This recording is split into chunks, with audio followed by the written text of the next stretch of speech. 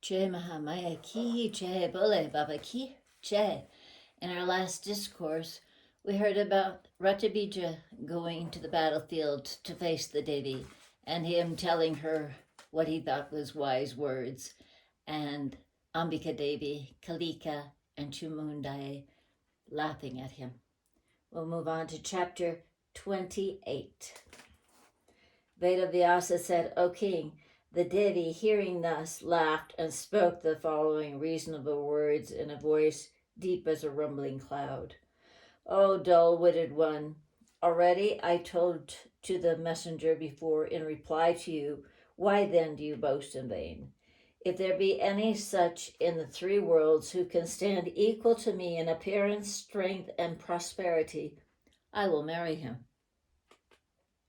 Go to Shumba and Nishumba and inform them that I have promised before.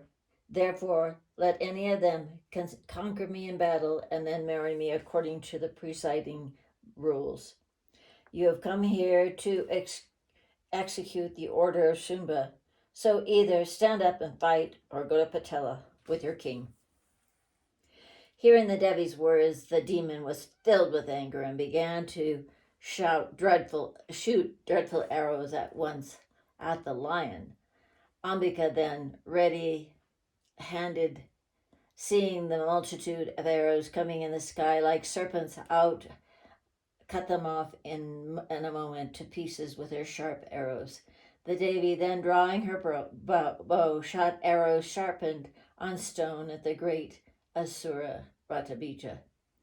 Then that wicked demon, thus shot at by the arrows, fell unconscious on the chariot. When he lay there senseless, a great uproar arose amidst the army, and the soldiers began to cry out aloud, Alas, we are killed! Then Shuma, the king of the demons, hearing the sound of Boomba, a danger cry by hands and mouth, ordered that the demons be ready for battle. Then Sumba said, Let all the Kamboyas go to the battle with all their forces. Let other powerful heroes, especially the Kalakayas, too, who are very strong heroes, go up for the battle. Thus ordained and ordered all the fourfold armies of Shumba, cavalry, infantry, chariots, and elephants went out, intoxicated for war, to the battleground where the Devi existed. The Devi Chandika, seeing the demon forces coming near, made at once terrible sounds frequently. The Ambika Devi also made the sound with her bowstring and blew her conch shell.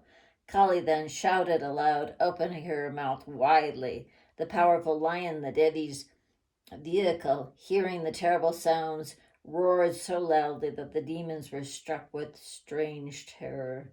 The powerful demons then, hearing that sound, became impatient with anger and shot arrows after arrows on the Devis.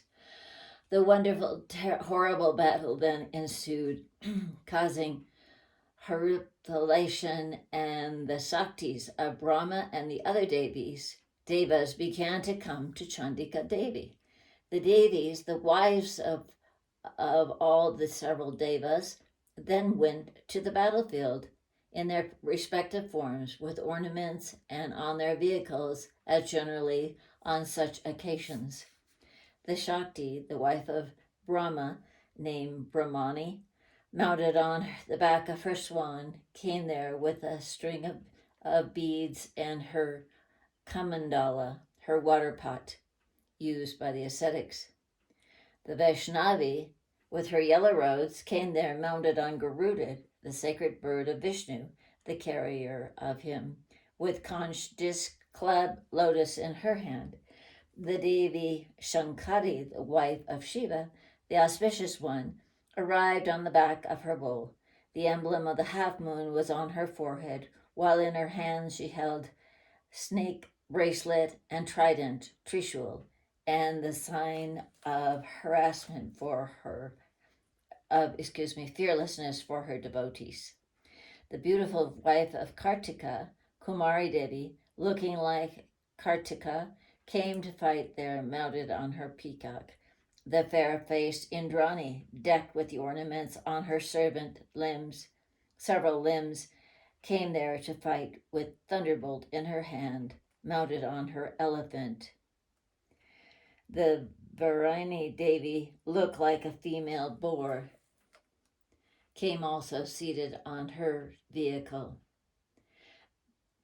The wives of Kubera, Varuna, and other devas came there with proper forms and their vehicles, ornaments, accompanied by their forces, and all excited. Seeing them all, the Devi Ambika became glad. The devas too became peaceful and experienced their great joy. The demons were afraid of the sight of them. Shiva, auspicious to all the beings, came there to the battlefield, surrounded by these goddesses, and thus said to Chandika, "Slay quickly all these demons, Shumba, Nishumba, and all the other demons, to serve the cause of the Devas. Let all the goddesses destroy the demons once and for all, and thus free the world from dangers. They may then return to their own abodes.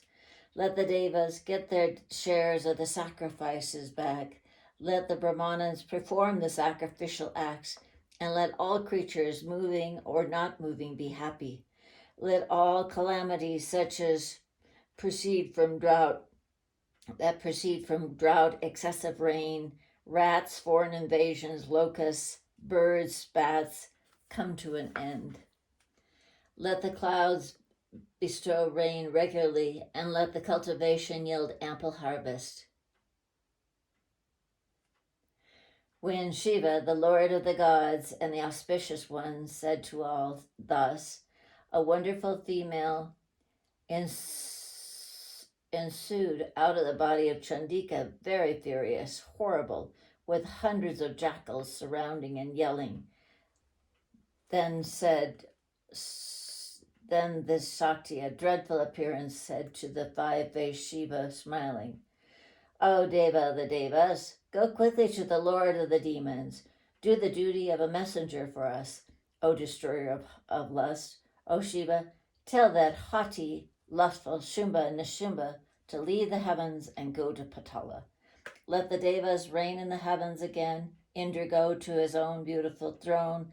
Let all the Devas go to their appropriate places in heaven and receive their sacrifices regularly. And all the demons desire to live, and if the demons desire to live, then let them quickly go to Patala, where the demons are dwelling. Else, if they like to die, let them go quickly to this battlefield, and let their flesh be eaten by her jackals." Shiva, hearing her words, went quickly to Shumba, the lord of the demons, seated at his assembly, and Shiva said thus, O king, I am Shiva, the destroyer of the demons, Tripura. Now I have come to you for your good as a messenger of Ambika Devi. Quit the heavens and earth and go quickly to Patala, where reside the powerful Bali and Prahlada. Or you like to court death, come to fight. I will slay you all in a moment, O king. The great queen Ambika Devi has sent me with these instructions for your welfare and information. Thus conveying the nectar-like beneficial words from the Devi to the chief demon, Shiva, the holder of the trident, returned to his own place. The Shakti that sent Shiva as a messenger to the demons is known to the three worlds as Shiva Duti. The demons, thus hearing the rigorous words of the Devi, put on their coats of armors, and taking their bows and arrows, quickly went out to fight. They came with great force to the battlefield, stretched their bows to their ears, and shot piercing arrows sharpened on stone, tipped with iron, at the Chandika Devi. The Kalika Devi too began to strike, some with the trident, some with the Shakti weapon, and some with clubs, and rent them asunder and devoured them all, and began to roam in the field, Brahmani began to pour water from her kamandala on the powerful demons in the battlefield and thus destroyed them. Maheshwari, mounted on her bull, gave the violent blows of her trident and thus laid them dead on the ground. Vaishnavi, with the blow of her club, took away the lives of many, and striking them with her discus, cut off their heads. Indrani hurled her thunderbolt on the chief demons, already struck by the feet of the elephants, and laid them dead on the field. Barhari Nasimba tore the strongest demons with the sharp nails, and devouring them, walked to and from, and made dreadful sounds. Shiva Duti began to laugh hoarsely and laid the demons flat on the field. When they were at once devoured by Kalika and Chandika, Kumari, seated on a peacock, by drawing the bowstring to her ear, hurled arrows sharpened on stones at the enemies and killed them to serve the cause of the gods. Varuni tied down the demons by her pasa weapon into a face-to-face fighting. Thus they lay down senseless on the ground. O king, thus the Matrikas, the goddesses, crushed the forces. Then the other powerful soldiers fled away terrified. The Bumba danger cry rose then loudly on the other hand. The Devas began to shower flowers on the Devis. Hearing the distressful agonies of the demons and the shout of victories of the Devas, Ratabija, the chief of the demons, became very angry. Seeing especially the demons flying away and the Devas shouting, that powerful demon came hurriedly to the battlefield with anger. Then with eyes reddened with anger and with various weapons came before the Devi, Ratabija mounting on his chariot and making sounds unusual with his bowstring. Here ends the 28th chapter of the 5th book on the description of the fighting of the goddesses in the Srimad Devi Bhagavatam of the Mahapurana of 18,000 verses by Maharishi Veda Vyasa. Jai Mahamaya ki, Jai Bole Baba ki, Jai.